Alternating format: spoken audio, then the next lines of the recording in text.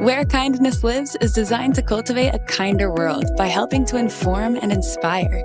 Hosted by Jenny Sager from Next Door, the neighborhood network connecting you to what truly matters so you can belong. We'll chat to the most thought-provoking individuals paving the way for positive change and hear from neighbors who deliver small acts of kindness every day. So come on a journey to where kindness lives. Hi, I'm Jenny Sager, and my guest today is Emmy Award-winning host, journalist, producer, and author Lisa Ling. Lisa's incredible career has seen her work alongside some of the most influential women on the planet, including Oprah Winfrey and Barbara Walters. In fact, one of her big breaks was as the co-host of daytime juggernaut The View. She's dedicated her career to showcasing America's communities, so much so that Barack Obama handpicked Lisa to join a committee within the White House promoting diversity and inclusivity. This is Life with Lisa Ling is now in its 9th season on CNN, a documentary series sharing the rich tapestry of neighborhoods across America. Lisa, we are so excited to talk with you today. Welcome to Where Kindness Lives. Well, thank you for having me. I'm kind of a next door junkie, so so happy to be here. Well, we definitely have to talk about that in a little bit. But first, we wanted to ask you, as we do with all of our guests, what does kindness mean to you? I actually have this discussion with my kids quite regularly because being kind to me is one of the most important characteristics for one's character. And it really, to me, means just looking out for each other and thinking about others before you even think about yourself. I think I can arguably say that you've probably seen more of America's communities than anyone else. I think definitely anyone else that I know. Why was that important to you? Have you always been somebody who was really interested in communities? Did that develop over time? How did this passion start for you when it comes to actual, like, that community and those everyday stories in America? It has been such a tremendous honor to have been invited into the homes and personal lives of so many Americans over the years. And as an Asian American who grew up in a community that was not diverse at all, I mean, I always had a lot of friends. I was a fairly popular kid, but I was teased with regularity. It wasn't malicious, but when you're a kid who just wants to fit in and wants to do everything she can to not be different, or she could to not be different, any expression of derision or mocking just made me feel really bad. And I think so many in the Asian American community have felt on the periphery because our stories haven't been told in our history books. We haven't been well represented in politics and in the media up until pretty recently. And so for me, this opportunity to front shows that are about the American experience, the good, bad, the ugly, the beautiful, the triumphant, the glorious, has just been really incredible. And I have found myself in places in America that I never imagined visiting in my wildest dreams. And there are times where I even feel like I'm in a foreign country because the environment, the culture, the people, the food is so different from what I'm used to. But I think that my background and I think feeling on the periphery and somewhat marginalized growing up has helped me to be more compassionate, has helped me to maybe understand people a little bit more rather than judging immediately. And that's what we have always tried to do in our show, This Is Life, and my previous show, Our America on OWN, is just try and allow people to get to know one another better, because I've always believed that the more we know about each other, not only the smarter we become, but the better we become. Well, as we said earlier, This Is Life is in its 9th season. My gosh, what an accomplishment. That is so amazing. I do want to take a look at a clip quickly. Can you set this one up for us and tell us what's happening here? Yes. So this is a clip from season 7 of This Is Life, and one of my favorite episodes that we've ever produced, called Prison and the Prep School. And there's a program in a boys' preparatory school in Salinas, California, where they bring a group of young men into a prison. And this prison in particular houses more men serving life sentences than anywhere else in the state. And they have a book club. And once a month, they read the great works, or they may read some more obscure pieces of literature. And then as a group, they break off into smaller groups. And there's usually like 1 or 2 boys from the school and about 20 men from the facility sitting in a circle. And they call these circle families. And they remove those artificial layers that I think we all carry, and they just have conversations. So this clip features a young man named Hudson who goes to that prep school, who is about to go into a maximum security prison for a book club. How you guys feeling? A little nervous now. We're inside. Guiding Hudson and the other students through security gates is the boys' English and theology teacher, Jim Micheletti. Do you talk much about what the boys are about to embark on before they go in? Well, it's tricky because we don't want to give away too much. We want it to be a surprise. We want it to be a healthy shock. Geography matters. Getting kids out in the community matters. I'm always telling students, don't let school get in the way of your education. A lot of good stuff to see out there. Good?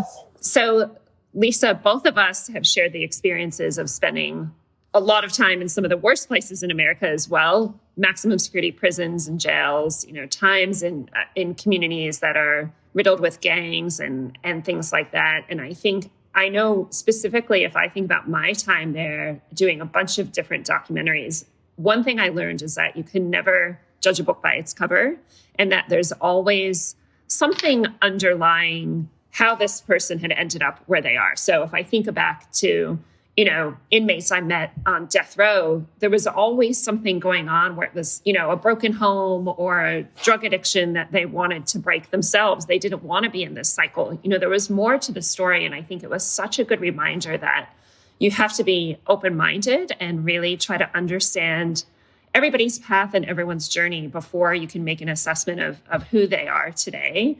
Do you agree? Do you think that's something that you see when you're in these communities? Oh, absolutely. And I think prisons and correctional facilities are, they're considered housing for the worst of the worst, right? People who are beyond repair, right?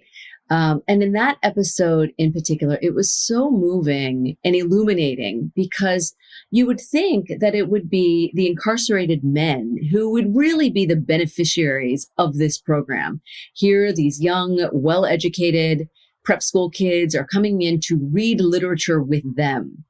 But what I observed was really quite profound in that because the incarcerated men were so candid and open and really shared their feelings, that gave these prep school boys permission to also share their feelings. Young men around the world, not just in America, generally speaking, aren't encouraged to emote or express feelings.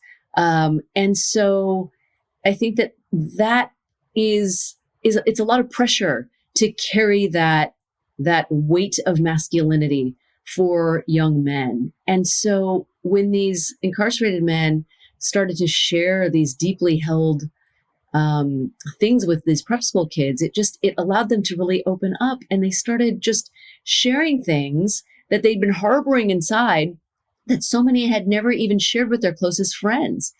And I want to just be clear that this facility, this prison that I'm talking about, because these were men who'd been sentenced to life, so many of them, and this is not all of the inmates in that prison, but in this group, they had really done the hard work or had been doing the hard work, and they had gone through so many different kinds of programs that allowed them to sort of adopt a whole different mindset and way of living and just sort of approach to life.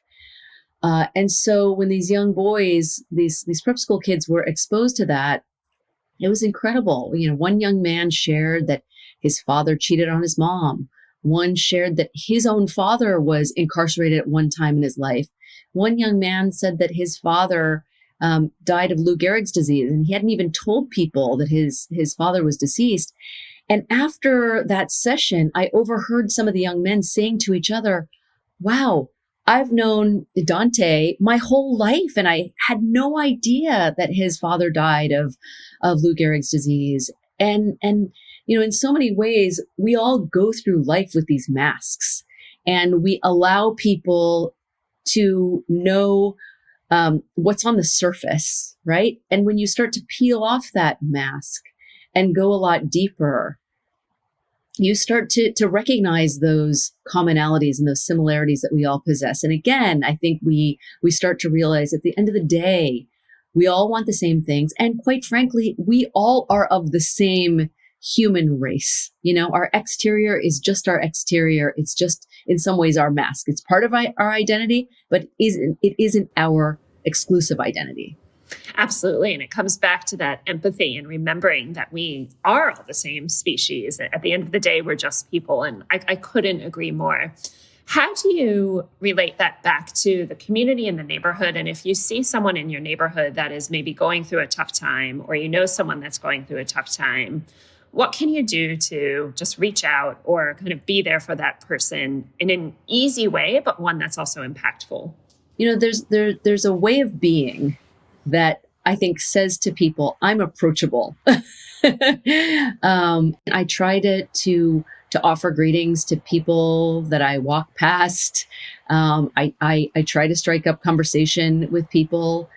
Today, there was an elderly woman that was having a hard time getting across a very busy street. And I just kind of held my arm out, and she held my arm, and I walked her all the way across the street, and she just said, "Thank you so much." I said, "You're welcome." And we went we went our own way. But it's just these little gestures that, look, it was not a difficult thing for me to do, but it helped someone. It might have made someone feel better, and it made me feel better.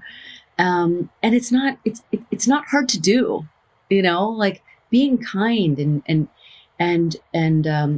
getting to know people, asking questions, expressing greetings. Like those aren't hard things to do. And you just be surprised by the rewards that you receive when you just, offer that kindness to people. Well, speaking of kindness, for people listening around the world, some may not be aware that you've had some pretty amazing people be kind to you in your life. Oprah Winfrey and Barbara Walters, to name two of them. Tell us what you learned from women like that throughout your career, and what an incredible two women to actually call a friend and a mentor. I learned so much.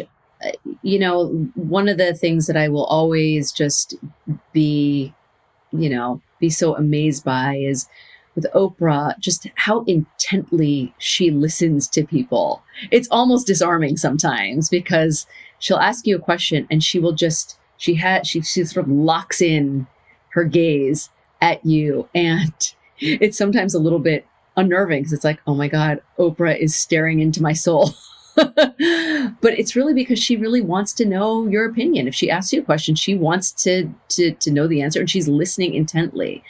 I have interacted with many high profile people who just love to hear themselves talk and just like pontificate endlessly.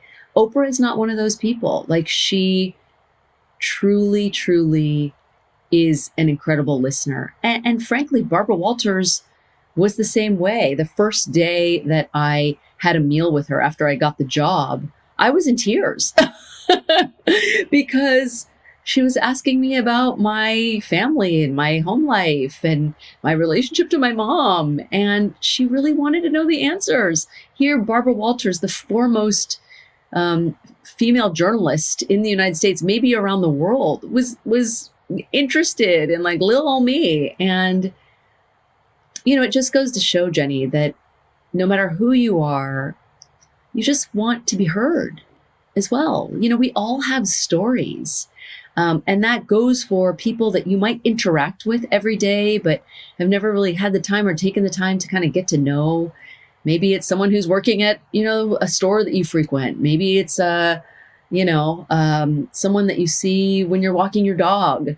I don't know. And it doesn't take a lot of time to just kind of check in with them and ask them how they're doing. And again, I talk about being rewarded. Like, it's so illuminating when you learn about other people, because you probably, if you see this person regularly, kind of have this whole, life envisioned or imagined for them. And once you get to know them, you realize, my God, I totally got that wrong. It's kind of a fun exercise and game, if you will.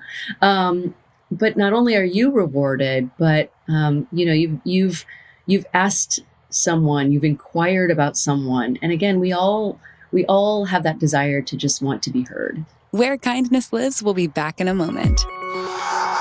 Hey, you know what's really great for earning some extra cash? Nextdoor's for sale and free. Basically, it's where you go on and you can sell things that you have lying around the house. You can even swap them with neighbors, like household appliances, gardening items, pet supplies, furniture. You can really put anything on there. It's really simple. Just look around your house, see what you're not using anymore, and I bet somebody is going to want it in the neighborhood. And guess what? It also keeps waste out of the landfill and helps the environment, which is really, really awesome. And it's so easy to use. Just download the free Nextdoor app or go to nextdoor.com and start turning that trash into treasure right now.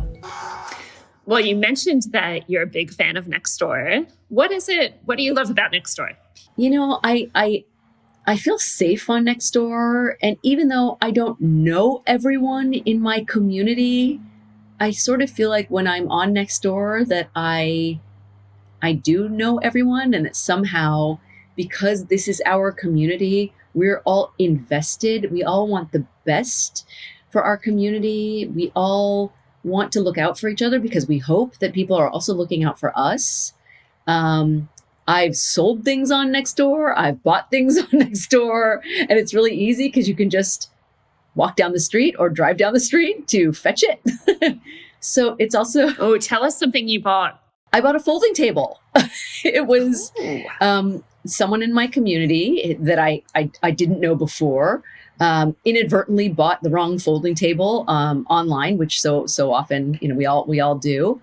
And I had been looking for a folding table, so it was much easier to collect it from my neighbor than paying the shipping from Target or IKEA. So yeah, I bought a folding table, and I give away books on Nextdoor. I check in on Nextdoor quite regularly, and people know I'm there. Well, the most random thing I bought was an ice cream scoop. I don't know. I bought this beautiful vintage. Whoever knew there were vintage ice cream scoops, but I bought this vintage ice cream scoop from a neighbor. It's so totally random. I'm guilty of randomly scanning for sale and free late at night and getting stuff that I don't really need, but love picking them up from neighbors. Do you have a favorite Nextdoor story? Is there anything that stands out from your community? So when my dad was living with me, he had some health issues and was falling down a lot. And I couldn't be with him all day long. And so I put out there on Nextdoor, if there's anyone out there who may have a little time on their hands, who might want to just come and hang out with my dad a couple days a week, or, even once a week, I'd really appreciate it. And I got a couple people, and I met a woman, a retired teacher, who also had a lot of time in her hands. And she came over. She only came over a couple of times because then we moved my dad back to Northern California where he wanted to be. But it was just, they had a precious interaction and relationship. And even though my dad has become very forgetful, he never forgets her.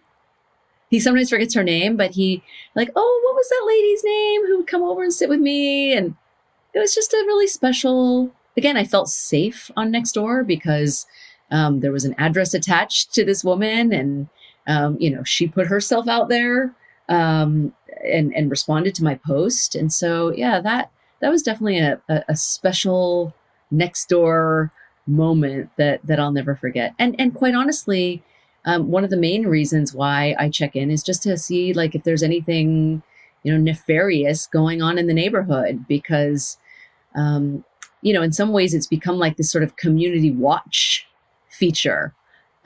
where it has become just so easy to communicate with each other rather than, collecting people's email addresses or posting flyers or putting flyers on people's doorstep. Everybody's looking out for each other. And if something happens, we post it on Nextdoor and we become more aware.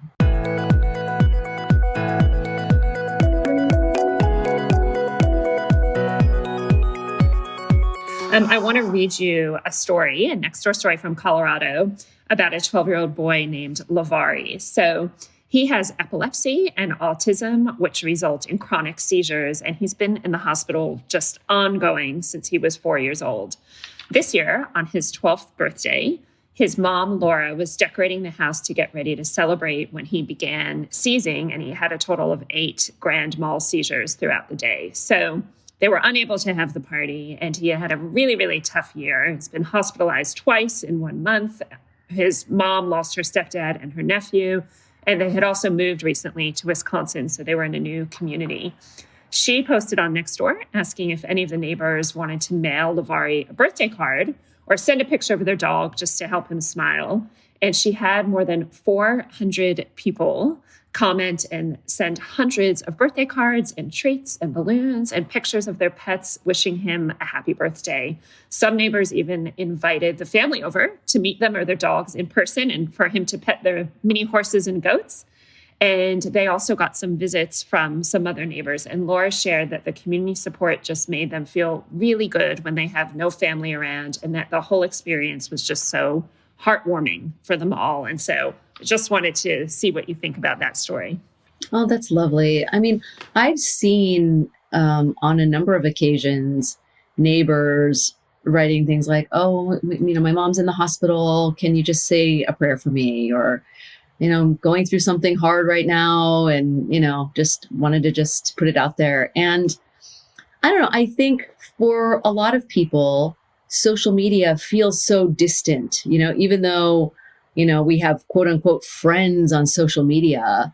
I don't know, they could be anywhere, right? But just even this idea that people in my community are, sending support or love, expressing condolences.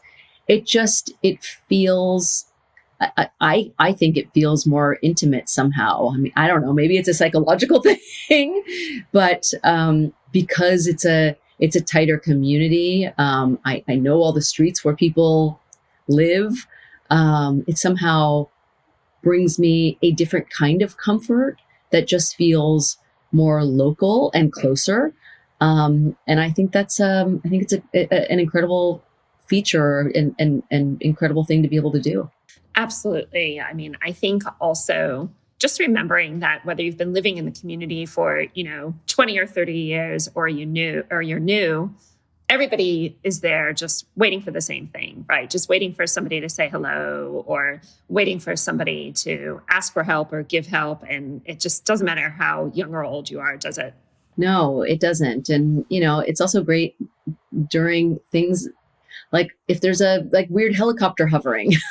I don't go to Twitter. I go to Nextdoor. Like, anyone have any idea why there's a helicopter hovering over, Wilshire and Barrington? Lisa, this happens literally every day in my neighborhood because I live by the beach. And so there's helicopter rescues all the time. So my next door is always like, what's happening with the helicopter today? I know it happens a lot in LA as well, but I'm like, yes, the helicopters are a thing. Yeah, because we're all curious to know. And so, I mean, when we have those kind of unusual occurrences, I think everyone makes a beeline to their Nextdoor app. Now it's time for a bit of fun. This is what we call the Kind Carousel, where we get to ask you all kinds of questions. So get ready for this. What's your favorite kind of vacation? Do you like to just lay on the beach? Do you more of an adventure, like go out and do something every day? Or what kind of vacation do you like?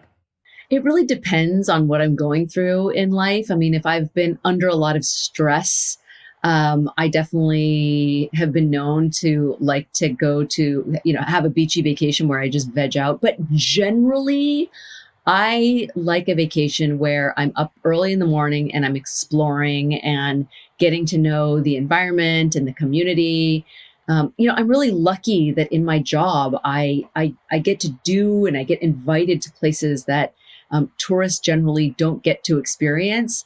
And I try hard to replicate my work sometimes when I go on vacation, but it's obviously not that easy. And I can't tell people like, can I just come over because I'm on vacation? And but I am generally the kind of person who just wants to absorb as much about where I am as I can.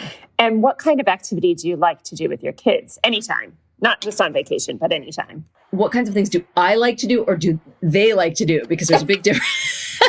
That's true. That is a big difference. Okay, let's go with what you like to do. Okay. I love to hike. And I love walking and getting lost and, not literally lost, but just kind of aimlessly wandering and exploring. And fortunately, we've been able to do so in so many different kinds of environments. My kids complain about hiking sometimes the entire time, but that is something that I really, really enjoy. Speaking of our recent vacation in French Polynesia, one of the cool things that we did was we found we went to a grocery store and all the books were in French except for one book, which was a Polynesian legend book that happened to be in English. So we bought that. And one night we blew through about 5 different legends. And then we visited the places that the legends featured. These waterfalls that came about because 2 lovers, were escaping a possessive father. And anyway, they were these, incredible experiences. So yeah, trying to kind of learn a bit about the place in a way that, in ways that you can't in just like a tourist book is something that I try to do. That actually sounds like a really cool book. Okay, so you obviously are through and through in TV all the time, but what do you like to watch on TV when you're just kind of need to binge something, you need to tune out? What are you watching? When I have time, I love to watch scripted shows. I think because I work in nonfiction, generally I don't watch as much, although I love a good documentary, but if I do have the time, I like to get invested in a really good scripted show. Okay, and last question. You're on the road all the time. What's your favorite non-essential travel item?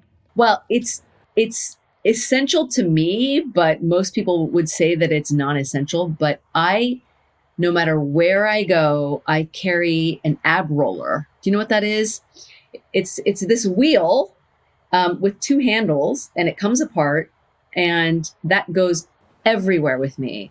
Wow. I would have never have guessed it's such a random thing to be taking with you all the time. Although you must have, imagining your abs like pink abs. They must be amazing. It's funny because even though it's called the ab roller, the real benefit that you get from it is actually your arms. Like I kind of have these sort of muscular ripped arms because of my $13 ab roller that I carry around with me everywhere. But because I don't get to regularly exercise because our hours are so funky, I try really hard to use the ab roller at least 6 days a week. Oh my gosh, that is a serious accomplishment. Like I am that is a hard tool. That's not an easy thing to do 6 days a week. It's very hard. Believe me, the first time I tried it, I could do 1. So it takes time. And if you get 1, don't be discouraged. If you can only do 1, you will eventually be able to do 60 if you just stick to it. Wow. Next, we're going to see the Lisa Ling ab roller infomercial. There should be, because I don't know anyone else who carries one, who totes one around all over the world. That's impressive. That is seriously impressive. Oh my gosh. Well, Lisa, it's been so great to see you. Thank you so much for your time today. I have to give a shout out to Part 2 Pictures, which is where we both worked, the amazing production company in New York, who we are still working with. And This Is Life is in its 9th season now, which is amazing. Seasons 1 through 8 are now streaming on the CNN Originals Hub and on Discovery Plus, and new episodes of This Is Life are coming to CNN this fall. Any little tidbits you can give us about the new season? Yeah, we will provide you with a full range of emotions. Like you'll be on a roller coaster of emotions with all of the episodes. Some are a little bit lighter.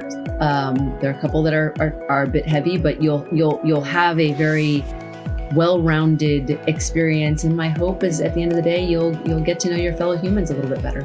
Thank you so much, Lisa. It's been so great to talk to you today. And don't forget, you can download the Nextdoor app or just head to nextdoor.com to sign up and to start connecting with your community today.